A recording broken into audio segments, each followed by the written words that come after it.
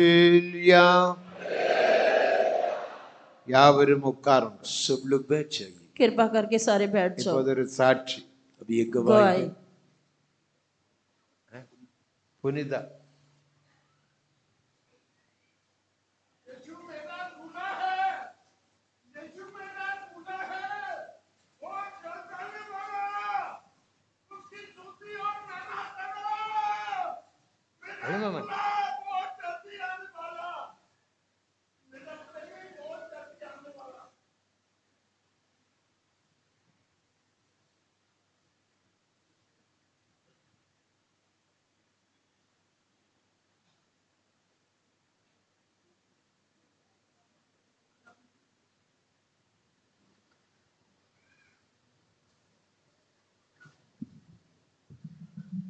கர்த்தருடைய பரிசுத்த நாமத்திற்கு மகிமை உண்டாவதாக. परमेश्वर के पवित्र नाम की महिमा हो.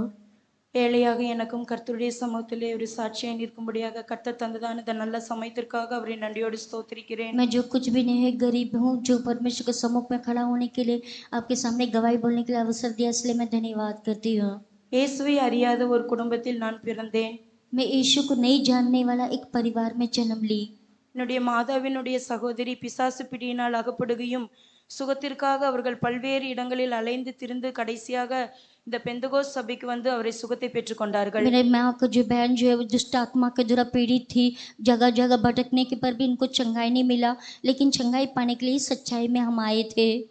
இப்படியாகத்தான் இந்த டிபிஎம் சத்தியத்தை நாங்கள் அறிய முடிந்தது. ऐसे ही जो टीपीएम की जो सच्चाई को हमें प्राप्त मिला.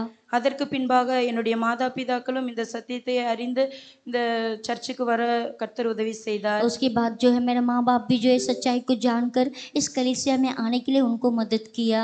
நாங்கள் முதலாக இந்த டிபிஎம் சர்ச் ஆராதனைக்கு சென்ற முதல் நாளிலே நாங்கள் கேட்டதான ஒரு சத்தியம், जो पहली बार जो कोई संडे आराधना में जाके सुना वाला पहली सच्चाई, ஒரு உண்மையான கிறிஸ்துவனுடைய வீட்டில் டெலிவிஷன் இருக்கக்கூடாது என்று அங்கு சொல்லப்பட்டது. ऐसा वहाँ पे बताया गया कि एक सच्चा मसीह के धर्म के लोगों के घर में टेलीविजन टीवी नहीं होना चाहिए. எங்களுடைய வீட்டில் ஒரு பெரிய டெலிவிஷன் இருந்தது. मेरे घर में एक बहुत बड़ा टीवी था. அந்த சண்டே சர்வீஸ்ல கேட்ட மெசேஜ் பிரகாரமாக என்னுடைய பிதா என்னுடைய வீட்டிற்கு வந்துவிட்டு அந்த டிவி எடுத்து கடையில் கொண்டு போய் கொடுத்து விட்டார். संडे आराधना में जो शब्दों को उन्होंने सुना, जो मेरे पिताजी जो है टीवी को निकाल कर दुकान में दे दिया. நானும் என்னுடைய சகோதரனும் சிறு பிள்ளைகளா இருந்தபடினாலே இந்த சத்தியத்தை எல்லாம் எங்களால் கிரகித்து கொள்ள முடியவில்லை. लेकिन मैं और मेरे भाई जो छोटे उम्र होने के कारण इस सच्चाई को हम स्वीकार नहीं कर पाया. நாங்கள் பக்கத்திலே எங்கள் பாட்டி வீட்டில் சென்று எங்கள் பிதாவுக்கு தெரியாமல் நாங்கள் டிவி பார்த்து தான் வந்தோம். लेकिन पास में मेरा जो घर जो नानी का घर होने के कारण वहाँ पर जाकर टीवी देख के हम आते थे.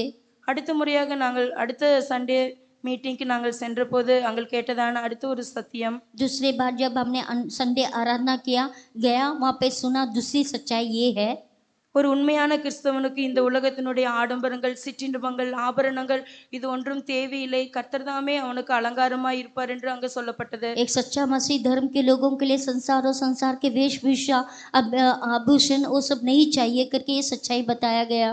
கூட்டம் முடிந்தவுடன் என்னுடைய மாதாவும் பிதாவும் தாங்கள் அணிந்திருந்ததான எல்லா அணிகலன்களையும் கலற்றி அங்கிருந்த பரிசுத்தவான்கள் கையில் கொடுத்து விட்டார்கள். मीटिंग खत्म होने के बाद, आराधना खत्म होने के बाद उन्होंने जो कुछ भी गहना पहना, आभूषण पहना, उन्होंने खोल के संतों के हाथ में दे दिए.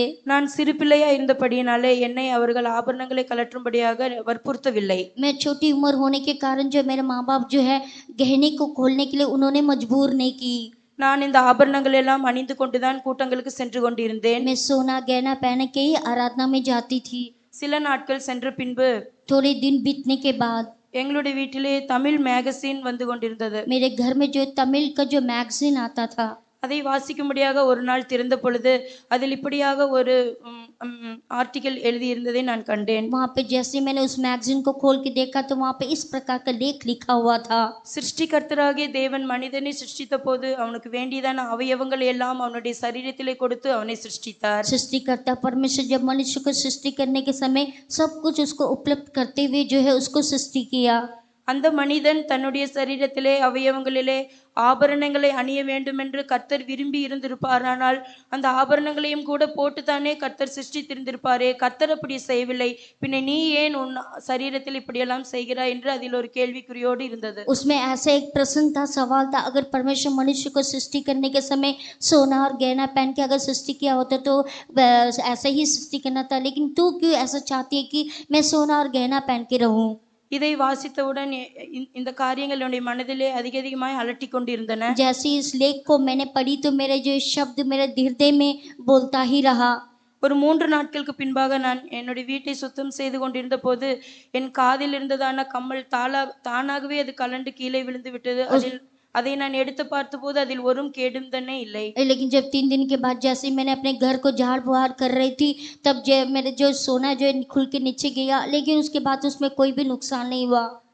அதற்கு பின்பாக கர்த்தருடைய கிருபையினாலே நானும் என்னுடைய ஆபரணங்கள் எல்லாம் கர்த்தருக்காக கலற்றிவிட கர்த்தர் எனக்கு உதவி செய்தார். उसके बाद परमेश्वर के लिए अपने सारे सोना और गहना को उतारने के लिए परमेश्वर ने मेरी मदद की. அப்படியாக சிறு வயதில் ஒரு யூத் மீட்டிங் மூலமாக பரிசுத்தாவின் அபிஷேகத்தினால் கர்த்தர் என்னை நிறைத்தார். उसके बाद एक जवानों के सम्मेलन के द्वारा जो है परमेश्वर मुझे पवित्र आत्मा का अभिषेक से भर दिया. கர்த்தருடைய பரிசுத்தாவின் அபிஷேகத்தை பெற்ற பிற்பாடு என் கர்த்தருக்கு பிரியமில்லாத வழிகளில் கடந்து போகும்போதெல்லாம் ஆவியானவர் என்னை வழிநடத்துகிற தேவனாய் இருந்தார். पवित्र आत्मा का अभिषेक पाने के बाद जब परमेश्वर का प्रसन्न योग्य मार्गों में गुजरने के समय परमेश्वर ही अपने आत्मा का अगुवाई देके मुझे चलाता रहा. கர்த்தர் என்னுடைய படிப்பு காரியங்கள் எல்லாம் ஆசீர்வதித்தார். परमेश्वर मेरे पढ़ाई के विषयों को आशीष किया. இந்த சத்தியத்தின்படியும் இந்த உபதேசத்தின்படியும் எங்களுடைய மாதா பிதாக்கள் என்னையும் என்னுடைய சகோதரி மிகுந்த கண்டிப்பிலும் தேவ சிக்ஷையிலும் வளர்த்தினார்கள். इस सच्चाई के अनुसार, इस उपदेश के अनुसार मेरे और मेरे भाई को जो है बड़ी ताड़ना देकर इस शिक्षा के अनुसार हमें चलाते आए. எல்லா அனுபவங்களும் என்னுடைய ஜீவிதத்தில் இருந்த பொழுது நான் மிகவும் டிவி பார்க்கிறவளாய் மாறிவிட்டேன். और ऐसा बहुत सारा अनुभव होने पर भी टीवी देखने वाली हो गई मैं. நான் +2 படித்து கொண்டிருந்ததான சமயத்தில் ஒருமுறை என்னுடைய மாதா என்னை அடித்து விட்டார். 12वीं क्लास पढ़ने के समय एक बार जो मेरी माँ ने मुझे मार दी. என்னுடைய மாதாவின் மீது நான் மிகவும் கோபப்பட்டவளாக கோபித்துக் கொண்டு என் பக்கத்திலே பாட்டி வீட்டில் சென்று காலை 8 மணியிலிருந்து மதியம் 2:30 மணி வரைக்கும் நான் டிவி பார்த்து கொண்டே இருந்தேன். उसके बाद मेरे माँ से गुस्से होकर जो पास में मैं रहती नानी के घर में जाके 8 बजे से लेकर 2:30 बजे तक जो है मैं टीवी देखती रही. மதியம் 2:30 மணி அளவில் என்னோடு பேசுகிறதான கர்த்தருடைய சத்தத்தை நான் கேட்டேன். उसके बाद दोपहर को जो परमेश्वर का जो बात करने वाला आवाज को मैं सुनी. இன்று என்னுடைய வருகை இருக்குமானால் இந்த அசுத்தமான கண்களினாலே உன்னை என்னால் பார்க்க முடியுமா என்று இடிமுழக்கமான ஒரு சத்தத்தோடு என்னோடு பேசுகிற கர்த்தருடைய சத்தத்தை கேட்டேன். परमेश्वर का एक बहुत बड़ा गर्जन का शब्द मैंने सुना कि अगर आज परमेश्वर का आगमन हो जाएगा तो क्या ये अशुद्ध आंखों से तू मुझे देखेगी? பயமும் நடுக்கமும் பிடித்தவளாய் டிவியை ஆஃப் பண்ணிவிட்டு என்னுடைய வீட்டிற்கு கடந்து வந்து முழங்காற்படியிட்டு கர்த்தரிடத்தில் கண்ணீரோடு ஜெபிக்க ஆரம்பித்தேன். डरते हुए कांपते हुए बड़े डर के साथ आकर मैं घर में आकर घुटने में खड़ा कर मैं प्रार्थना करने लगी. பின்பு என்னுடைய மாதாவிடம் நான் மன்னிப்பு கேட்டேன். அதற்கு பின்பாக கர்த்தருடைய கிருபையினாலே நான் ஒரு நாள் கூட பின்னீடு நான் டிவி பார்த்ததே இல்லை. கர்த்தர் எனக்கு உதவி செய்தார். उसके बाद मेरे माँ से मैंने माफी मांगी. उसके बाद जो है मैंने कभी भी जिंदगी में उसके बाद कभी भी मैं दोबारा टीवी देखने के लिए मैं नहीं गई.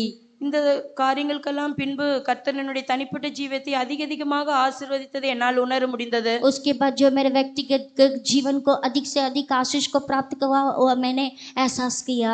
என்னுடைய காலேஜ் படிப்பையும் கர்த்தர் ஆசீர்வதித்தார். मेरे कॉलेज के पढ़ाई को भी आशीष किया. மேற்கொண்டு படிக்கும்படியாக கர்த்தர் எனக்கு ஒரு நல்ல கவர்மெண்ட் காலேஜிலே வழிவாதலை திறந்து தந்தார். उसके बाद सरकारी कॉलेज में जो और भी पढ़ाई करने के लिए मुझे एक अच्छा शीट दी.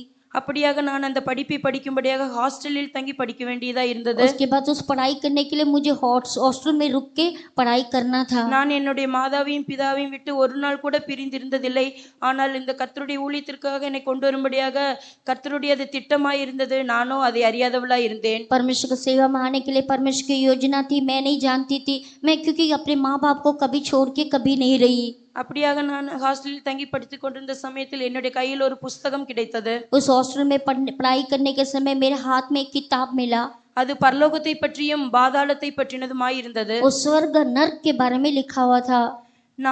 நான் என்னுடைய மனதிலே நினைத்தேன், சிறு வயதிலிருந்தே சண்டே ஸ்கூல் எல்லாம் படித்தோம், பரலோகத்தை பற்றியும் நரகத்தை பற்றியெல்லாம் நமக்கு தெரியும் தானே என்று நான் அலட்சியம் பண்ணினேன். मैंने ऐसा तुच्छ जानने लगे. बचपन से जो है संडे स्कूल हमने पढ़ा, हम स्वर्ग नर्क के बारे में अच्छी तरह जानते हैं, क्यों पढ़ना करके मैं तुच्छ जानने लगी. ஆனால் பரிசுத்த ஆவியானவர் அந்த புத்தகத்தை வாசிக்கும்படியாக என்னை ஏவினார். लेकिन पवित्र आत्मा जो है उस किताब को पढ़ने के लिए मुझे उभारा. ஒரு ராத்திரிக்குள்ளாக நான் அந்த புஸ்தகத்தை படித்து முடித்தேன். एक ही रात में जो है उस किताब को मैं पढ़ के खत्म की. அந்த புஸ்தகத்தில் எழுதியிருந்த சத்தியத்தின் அடிப்படையில் என்னுடைய ஜீவியத்தை ஆராய்ந்து பார்த்தபோது நான் பரலோகத்திற்கு யோக்கியமுள்ளவள் அல்ல, நரகத்திற்கு போகத்தான் யோக்கியமுள்ளவளா என்று இருக்கிறேன் என்று அறிந்தேன். वो किताब पढ़ने के बाद मैं समझ गई कि मैं स्वर्ग जाने के लिए कोई भी योग्यता नहीं है, मेरे पास बस नर्क में जाने की उसकी क्षमता है, योग्य है, समझने लगी. அதற்கு பின்பாக என்னுடைய மனதில் ஒரு சமாதானமும் இல்லை.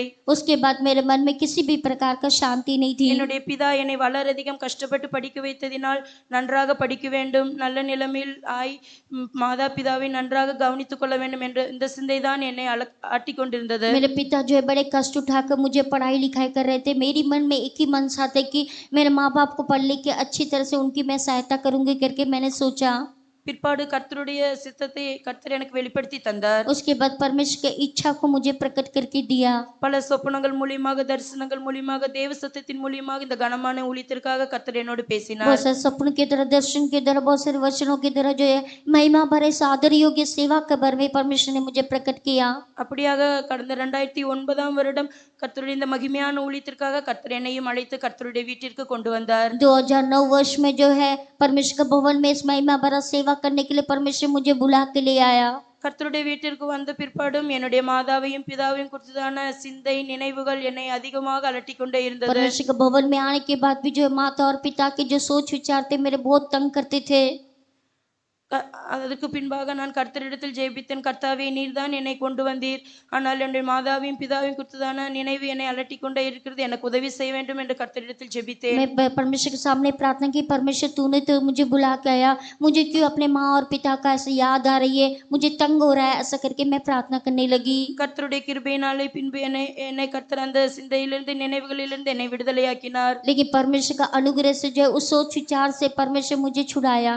அப்படியாக நான் இரும்புலியூரில் என்னுடைய ட்ரைனிங் முடித்து கொட்டாரக்கரை என்ற இடத்திலே நான் கர்த்தருடைய ஊழியம் செய்யும்படியாக பரிசுத்தவான்களால் அனுப்பப்பட்டேன். उसके बाद IBR का ट्रेनिंग खत्म करने के बाद जो कोटाराकरा में पवित्र संतों के अगुवाई के अनुसार सेवा करने के लिए मुझे भेजा गया.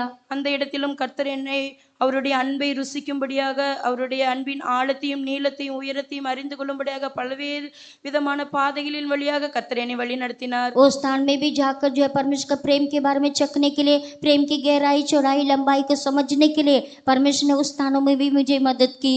2018 வருடம் என் சரீரத்திலே ஒரு சொறி வியாதியினால் நான் மிகவும் கஷ்டப்பட்டேன். 2018 वर्ष में जो है ऐसे खारिश के द्वारा बड़ा कष्ट उठाई. என்னால் சரியாக வஸ்திரம் அணிய முடியவில்லை. 3 வருடமாக அந்த வியாதியினால் நான் மிகவும் கஷ்டப்பட்டேன். मैं वस्त्र को, कपड़े को ठीक से पहन नहीं सकती थी. 3 साल तक जो है उस बीमारी के द्वारा बहुत कष्ट उठाई.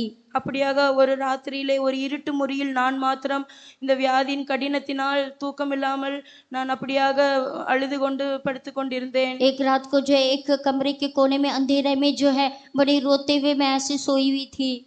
ஏகദേശம் 1 மணி இருக்கும்.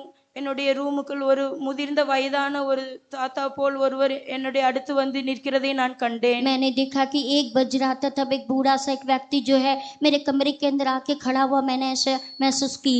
அவரிடத்தில் பேசும்படியாக நான் எழுந்து பார்த்தபோது அவர் அந்த இடத்தில் இல்லை. जब मैं उठ के उससे बात करने के लिए उठी तो वहां पे नहीं था. நீ பயப்படாதே, நான் உன்னுடனே இருக்கிறேன், திகையாதே, நான் உன் தேவன் என்று என்னோடு பேசுகிறதான அந்த சத்தத்தை அந்த வேளையிலே நான் கேட்டேன். मत डर, मैं तेरा परमेश्वर, तू हियाव ना छोड़ो, ऐसा करके मैंने उस आवाज को मैंने सुनी. அதற்கு பின்பாக படிப்படியாக என்னுடைய சரீரத்திலிருந்த வியாதியிலிருந்து கர்த்தர் எனக்கு பூர்ணமான ஒரு சுகத்தை தந்து கர்த்தர் நல்ல பரிகாரியாகியவர் என்பதை அறியும்படியாக கர்த்தர் எனக்கு உதவி செய்தார். फिर धीरे धीरे जो है उस बीमारी से छुटकारा पाकर चंगाई पाने के लिए एक अच्छा वैद्य होकर मेरे चंगाई को परमेश्वर दिया, उसको महसूस करने के लिए परमेश्वर ने मुझे अनुग्रह दिया. அப்படியாக அந்த இடத்திலே 11 வருடம் கர்த்தருடைய ஊழியத்தை செய்து இந்த இடத்திற்கும் கடந்த 2022 ஜூன் மாதம் இந்த ஜம்மு காஷ்மீருக்கு கடந்து வரும் கர்த்தர் எனக்கு உதவி செய்தார். 11 साल सेवा करने के बाद जम्मू कश्मीर में 2022 में जून महीना में यहाँ पे आके सेवा करने के लिए परमेश्वर ने मेरी मदद किया है. இந்த இடத்திற்கும் கர்த்தர் கொண்டு வந்தார். கர்த்தருடைய கிருபையினாலே நிறைத்து ஒரு நாளும் கர்த்தர் என்னையும் இந்த இடத்திலே வழி நடத்தி கொண்டிருக்கிறார். ये जगह में आकर परमेश्वर हर एक दिन जो अपने अनुग्रह से भरपूरी देते हुए हर एक दिन वही मुझे चला रहा है. என்னில் ஒரே ஒரு ஆகிரகம் கர்த்தர் என்னில் நிறைவேற்றிதான், என்னில் ஆரம்பித்ததான் அந்த நல்ல கிரியை என்னிலே முடித்து என்னை மகிமையில் ஏற்றுக்கொள்ள வேண்டும் என்றுதான் என்னுடைய ஜெபம். मेरी एक ही प्रार्थना है, मेरी एक ही इच्छा है और आग्रह है कि कैसा भी जो अच्छा काम मुझ में आरंभ किया उसको पूरा करके उसके साथ दिखाई देना ही मेरी आशा है। என்னுடைய நிலநிற்புக்காக நீங்கள் எல்லாரும் ஜெபிக்கும்படியாக கேட்டுக்கொண்டு என்னுடைய சாட்சியை முடித்துக் கொள்கிறேன். கர்த்தருடைய பரிசுத்த நாமத்துக்கு ஸ்தோத்திரம். मेरी इच्छा और मेरा आशा पूरा होने के लिए परमेश्वर मेरी मदद करना चाहिए। आप लोग भी इस विषय के लिए प्रार्थना करके करने के लिए आप मेरी मदद करना चाहिए। परमेश्वर के पवित्र नाम की महिमा हो।